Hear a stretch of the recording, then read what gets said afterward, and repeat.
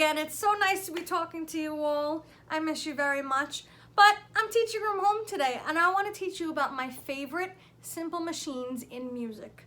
Did you know that there were simple machines in music? Maybe you did, maybe you didn't. But today we're going to talk about a couple of my favorite ones, simple machines and tubes and tunnels, because they kind of go together, right? So here's my first one. Some of you saw this at school, some of you didn't. Do you remember what this is called? If you did see it at school, do you remember what this is called? It's called a cog rattle. Can you say that with me? Cog rattle. Yes, that's the name of this instrument. Do you think that you can figure out what kind of simple machine this is? If you look at what we have on the top, that's a big hint. Do you know what this is? There's something that goes through the middle of it. Do you see? This is a wheel and axle. So when I turn this crank, the wheel spins on the axle, right? So let's watch. See? It makes a very loud sound. So I can go slow and it won't be so loud. Or I can go fast.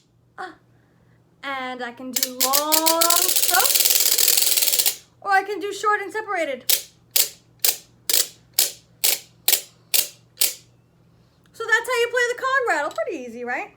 I really like that one. It's a fun sound. I also have everybody's favorite, which is what is this called? It's a slide whistle. And how do I play the slide whistle? Does anybody know? I know that this part goes in my mouth. And what do I do with this? This is called the slide, by the way, if you've never seen one of these before. So this whole thing is the slide whistle. This part is the slide. So the slide goes up and down. And then I do this. I love the sound of that one. Now, do you think this is a tube or tunnel of some type? Look at it very closely. We have like a tube shape over here, right? And then when we move this up and down, it changes the sound. I love that one. Now, the reason that the sound changes is because on the end, on the inside of the slide whistle, on the end of this slide is a little stopper. So it goes up and down when I move the slide up and down. And it actually changes the length of the tube. Even though we see the tube stays the same length on the outside, it makes less space inside the tube. It's actually like science. So when we move the slide all the way up here, the tube gets really tiny. And when we move it all the way down here, the tube gets really big. So when there's more space in the tube, the sound is very low. And when there's less space in the tube, it's very high. Let's listen again. I love that one. Don't you like that one? That's a very fun instrument. I also have this whistle. Is this a slide whistle? This is a siren whistle. Can you say that with me? Siren whistle. Yes. Does it look like a slide whistle? Can you compare the shapes? What shape are they? They are both tubes, right? But this one, which one's longer? I think this one is longer. Do you think this one is longer? This one is longer and this one is shorter. Just has a little key ring on the end if I want to hang it around my neck. But the slide whistle is played with the slide going up and down, so we can change the sound on the slide whistle. The siren whistle, however, we can't change the sound with our hand. We can only change it with how much air we blow. So it sounds like this. Are you ready? I like the sound of that one too.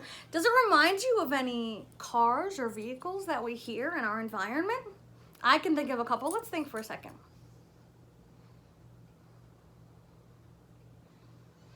Do you have any ideas?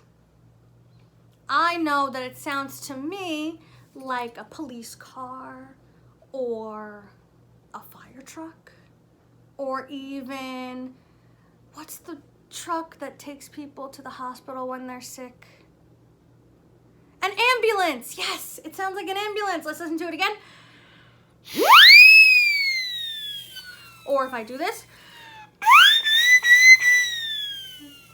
takes a lot of air. We gotta take a deep breath. So that's our siren whistle. And now we have the... Do you know what this is? Have you seen this one before? It has some holes on the front. And then there's a hole on the back. And there's a mouthpiece. This is called a recorder. Can you say that with me? Recorder. And to play the recorder, we cover the holes like this. And I can play.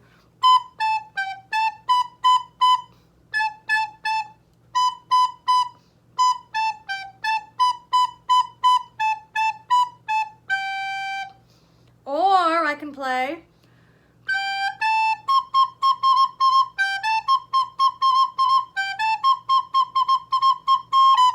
I think you know that song. So this is the recorder. What shape is the recorder?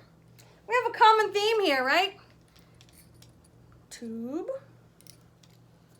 tube, tube, or tunnel, right? There's a hole in the bottom, there's a hole in the top, and it's hollow. So that's the recorder. That's a very fun instrument to play. And I have one more that's actually my favorite simple machine that's also an instrument. Hey everyone, it's Miss Cicero again, and I am back to show you my favorite instrument that is also a tube/tunnel. Now these are called boom whackers. Can you say that with me? Boom whackers. Ready? Boom whackers. Yes, exactly. So the way that the boom whackers get their name is from the way that they're played. We pick up a boom whacker, and then we whack it on our hand, and it goes boom. There's not much else I can say. All right, so if you're playing one boom whacker at a time, you can hit it on your hand. If you're playing two boom whackers at a time, you can hit them on a surface. Now, make sure you ask your parents' permission before you do any of this on a surface that might break, like glass. See? Now, one of these boom whackers sounds higher than the other. Do you think that there might be a reason why? Look at how big they are. Do you remember the word pitch? We learned about that word in the video with the jars and the water. I think pitch means how high or low a musical sound is. Would you agree? So let's see. We have multiple boom whackers here. They're all different sizes, all different colors. But I'll tell you a secret. The color has nothing to do with changing the pitch. It's actually the size of the boom whacker. We have really big ones and really small ones.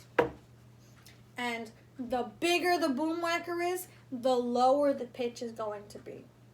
So out of these two boom whackers, if we look at the size, which one do you think is going to have a lower pitch? Remember, the big boom whackers have lower pitches. Which one do you think is lower? I think the big one's going to be lower. Do you think the big one's going to be lower? Let's find out.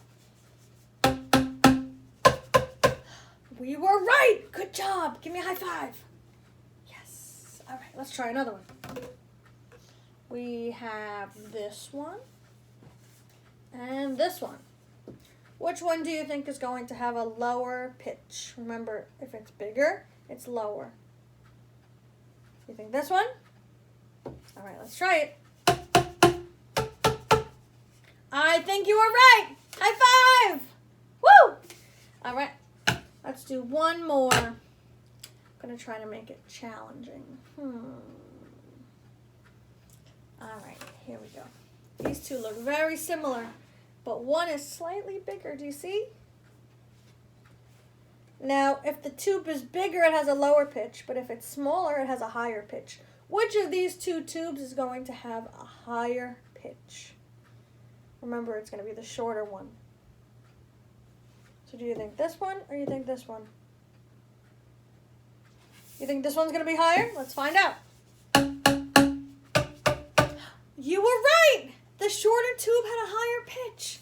So we can use the boom whackers to play a bunch of different songs. It's a lot easier to play when you have someone else with you because you have to pick up the tubes and put them down, and then it's hard to transition from one to another.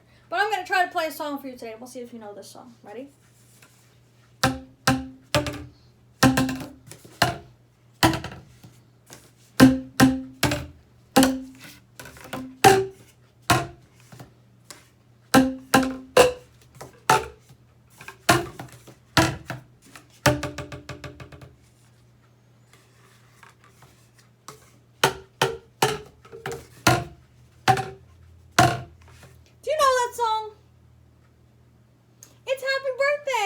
right.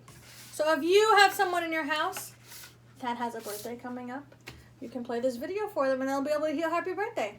And I'm also going to teach you in another video how to make your own boom whackers. Thank you for watching, everyone. I'll see you all soon. Bye.